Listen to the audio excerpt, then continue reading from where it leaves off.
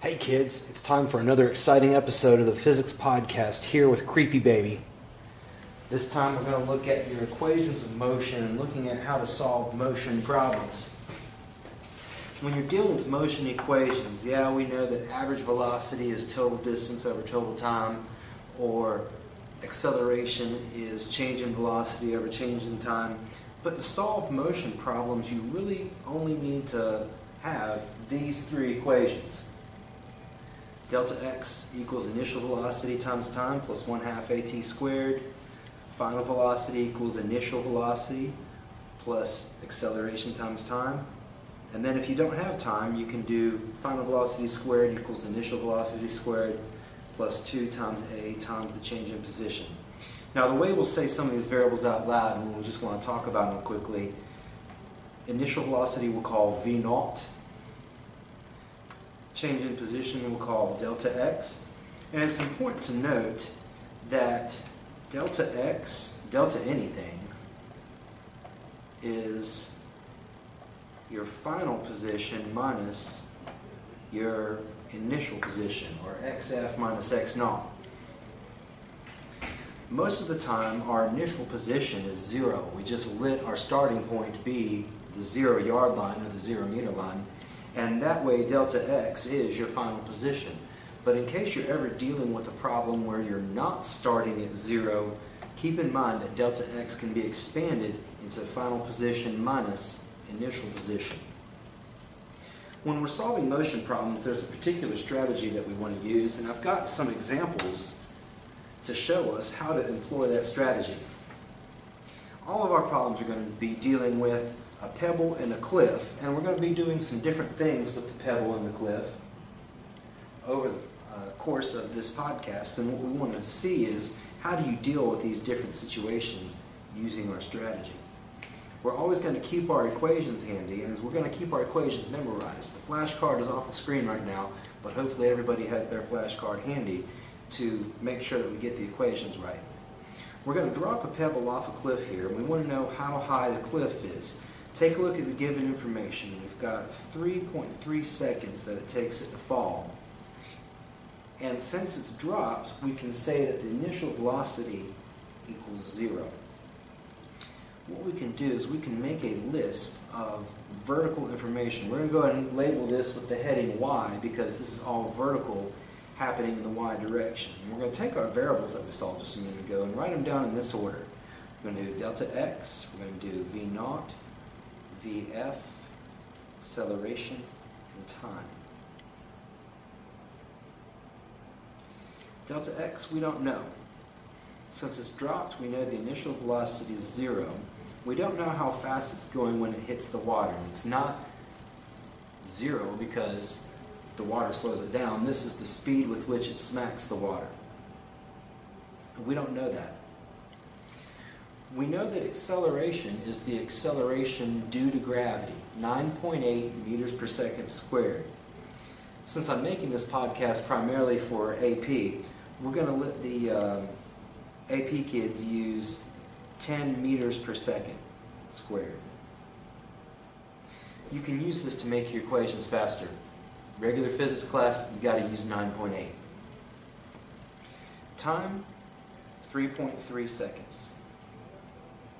Now it turns out if you've got 3 of these variables filled in, you can calculate the other 2. 3 is kind of the magic number. If you don't have 3 variables, you've got to make some more physics assumptions or do some other kind of calculation to fill in these variables. 3 is the magic number of variables you need. Now as we look at these, we want to think about our 3 equations in the flashcard.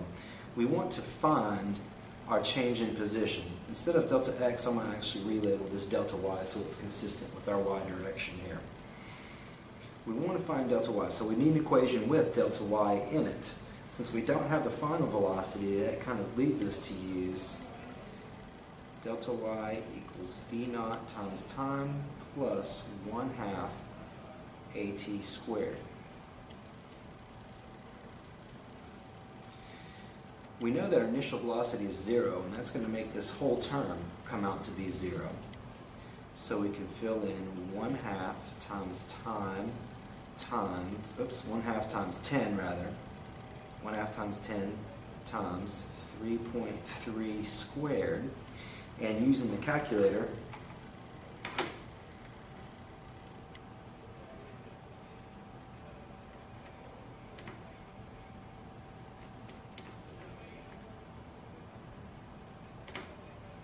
we get a delta y of about 54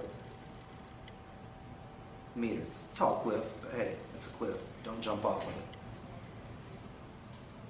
We'll use this cliff height for the rest of our variations here, and that'll simplify our problem a little bit.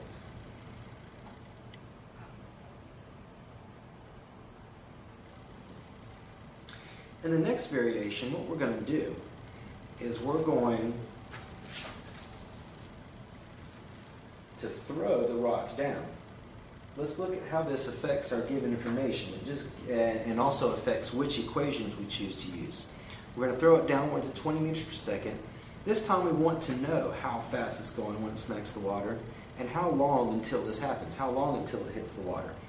Well, let's start off like we always do. Let's make a list of givens. This time we know that delta y is 54 meters from the previous question. So delta y equals 54 meters, v naught, vf, acceleration and time. V naught is 20 meters per second. We don't know vf. Acceleration, again, we're going to use 9.8, but for making our calculations faster, we're going to estimate that as 10 meters per second squared. And time is one of the other variables that we're looking for. At this point, it's good to note that notice how all of our numbers are positive. What we're assuming in the background here is that we're actually declaring down as our positive direction.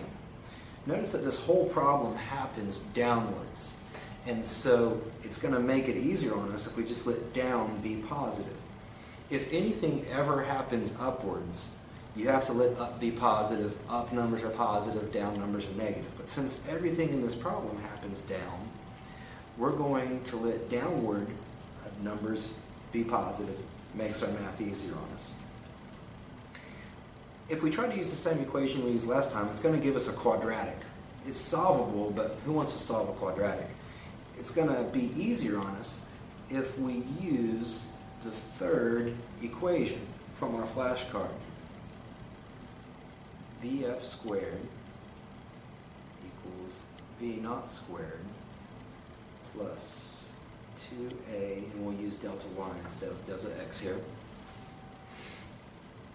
As we start to plug in numbers, we'll see that Vf equals unknown. We don't know what it is yet. V naught, we're going to do 20 squared. And then we'll do 2 times 10 times 54 equals Vf. That equals Vf squared. So we're going to have to run this through the process here, and then we'll take a square root in the very end. If we put this in the calculator, 20 squared,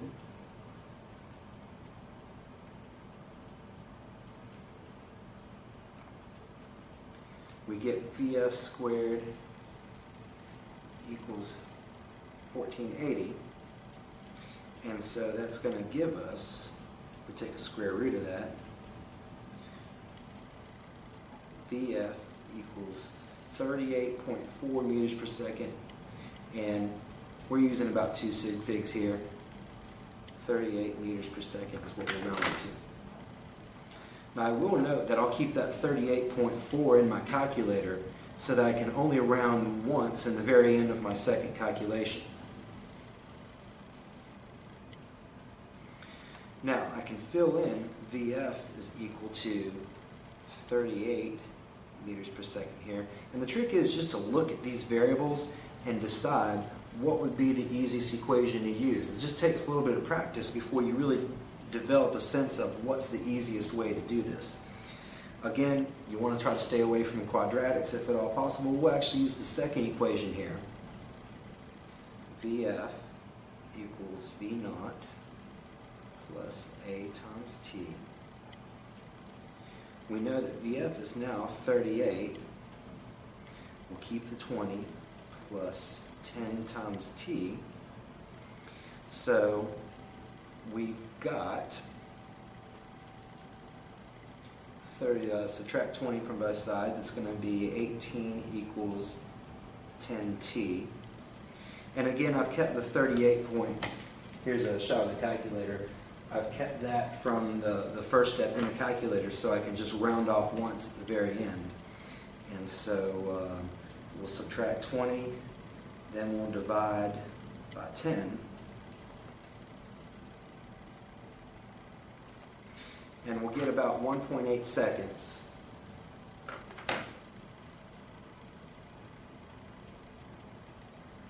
Of airtime for the pebble in this situation.